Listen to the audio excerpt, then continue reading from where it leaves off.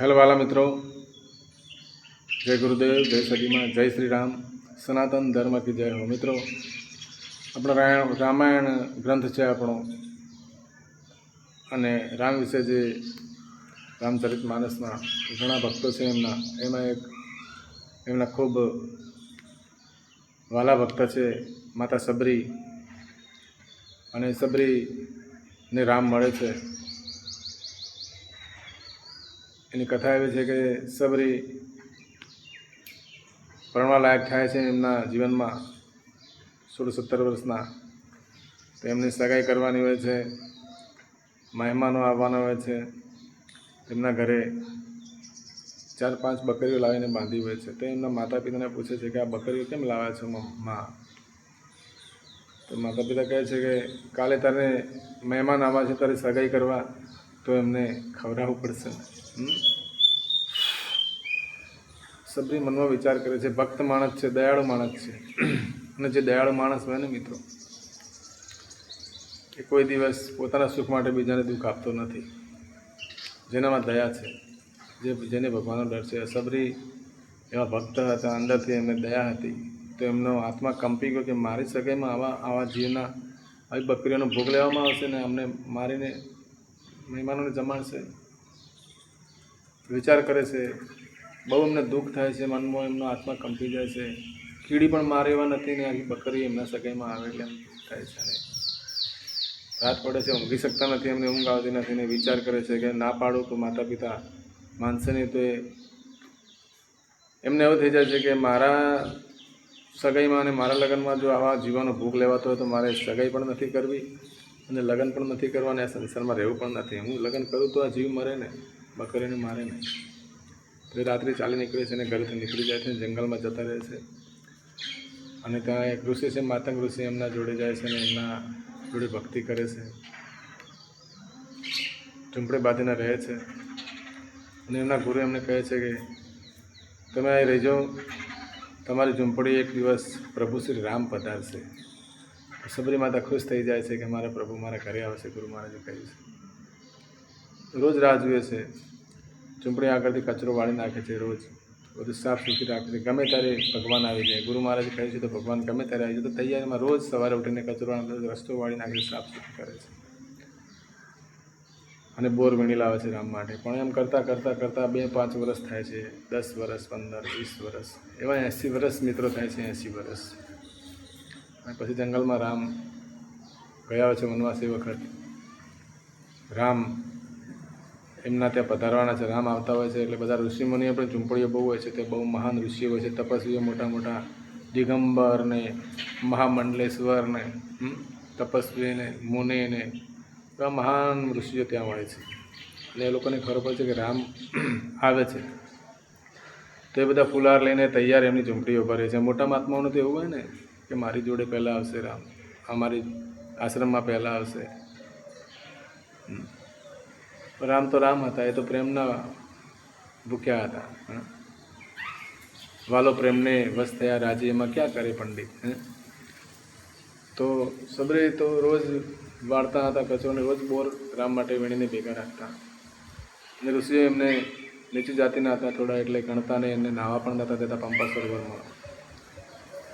રામ તો પ્રભુ તો અંતર્યામી છે, તન કી જાણે મન કી જાણે, જાણે અંતર કી ચોરી. એમની છુપે એવી નથી, એમના હાથ છે દોરી આપણા બધાની મિત્રો. રામ જાણતા હતા રામ આવે છે તો બધા ઋષિઓને બે બાજુ ઝૂંપડી છે, વચ્ચે રસ્તો છે, હાર લઈને ઊભા છે. મોટા ઋષિને કે મારી જોડે આવશે, હું હાર કરવા અમારા ઝૂંપડીમાં આવશે, અમારા આશ્રમમાં આવશે. રામ ચાલતા ચાલતા ચાલતા ચાલતા રામ લક્ષ્મણ જાનકીને જય બોલો હનુમાન કી. બધા ઋષિઓ રાજી કેમ અમારી જોડે આવતા નથી.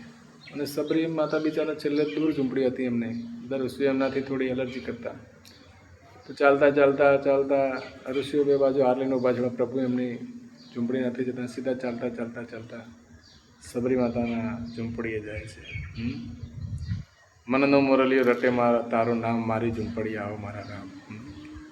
તો પ્રભુ પધારે છે. સબરી માતા બહુ ખુશ થઈ જાય છે, બહુ ખુશ થઈ જાય છે. એટલે એમનો હરખનો પાર રહેતો નથી. અને પ્રભુને નમન કરે છે, બેસાડે છે.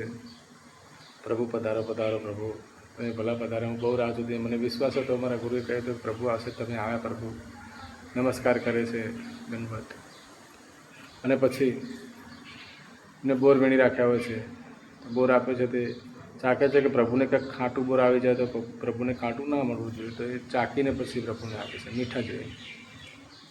અને પ્રભુ એમના મોઢેથી જોઈને એઠા કરેલા બોર પણ રામ ખાય છે. મિત્ર, આવા છે પ્રભુ, ભાવના ભૂખ્યા છે. એમને કોઈ એવું નથી, ભાવના ભૂખ્યા છે બાલો. અને ભગવાનને ભક્તો બહુ વાલાવે છે. વિષ્ણુ ભગવાને કહે છે કે પ્રાણ થકી મને વૈષ્ણવ વાલા, રાત દિવસ હૃદય ભાવ. ભક્તો એમના દિલમાં વસેલા છે. આપણે જેટલા એમને યાદ કરીએ ને એટલા આપણને ભગવાન યાદ કરે છે. મિત્રો, એવી રીતે રામ સબરી માતાને દર્શન આપે છે અને એમના હેઠા બોર ખાય છે. અને પછી બધા ઋષિઓ પણ ત્યાં આવે છે કે પ્રભુ પધારો, પ્રભુ પધારો, દર્શન કરે છે. અને પછી બધા ઋષિઓ, પંપા સરોવરનું પાણી બગડી ગયું હોય છે મિત્રો, નાવા લાયક, પીવા લાયક તો શું, પણ નાવા લાયકમાં રહ્યું નથી હોતું. તો રામને અરજ કરે છે કે પ્રભુ તમે અહીં આવ્યા છો તો અમારા સરોવર અહીંયા છે, પણ અમારે બહુ દૂર પાણી લેવા જવું પડે છે, નાવા પણ બહુ દૂર જવું પડે છે. આ સરોવર છે ને પાણી બગડી ગયું છે મિત્રો. પ્રભુ તો તમે એને ચોખ્ખું કરો, અમને રાહત થાય એવું કરો પ્રભુ. રામ કહે છે કે તમે બધા મહાન થઈ ગયા છો, બીજું કંઈ નથી. માતા સબરીને એમાં નાહવા દો તો પાણી ચોખ્ખું થઈ જશે. શું ઋષિઓ મનમાં વિચાર કરે છે, મમ્મા ઓગળ નાખે છે કે આવી ડોસી સબરીને નાવડાવવાથી પ્રભુ કે તમે એને નાહવા દેતા નથી ને.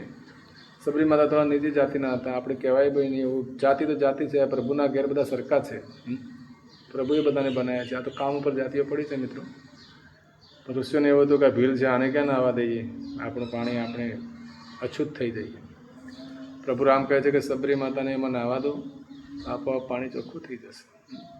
ઋષિઓને બી દુઃખ ગયે ને સબરી માતાને બી દુઃખ ગયે ને સબરી માતાને ત્યાં નવરાવે છે ને પાણી એકદમ સરોવરનું ચોખ્ખું થઈ જાય છે મિત્રો. અને ઋષિઓ ભૂલ સ્વીકારે છે અને પછી સબરી માતાને બહુ સારું રાખે છે. પ્રભુ આવી રીતે સબરી માતાને દર્શન આપે છે મિત્રો.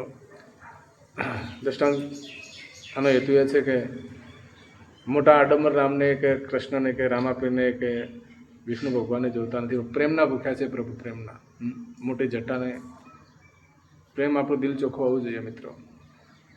તો રામ આવી રીતે દર્શન આપે છે સબરી માતાને.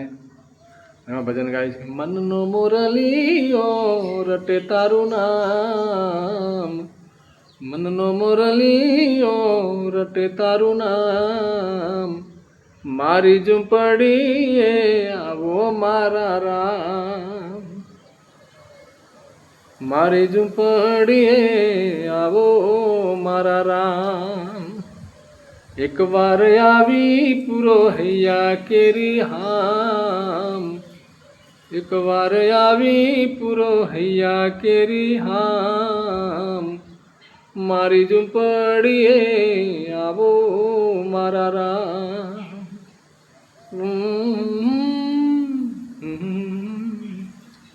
મારી ઝૂંપડીએ આવો મારા રામ. મિત્રો, પ્રભુ ભાવના ભૂખ્યા છે. અત્યારે પણ મળી શકે છે. પ્રભુ હાજરા હાજર છે, મોજૂદ છે, કરતા હરતા એ છે. આપણો પ્રેમ સાચવવો જોઈએ મિત્રો. તો આ સાથે સૌને નમસ્કાર, પ્રણામ, જય ગુરુદેવ, જય શ્રી રામ, સનાતન ધર્મ કી જય હો મિત્રો.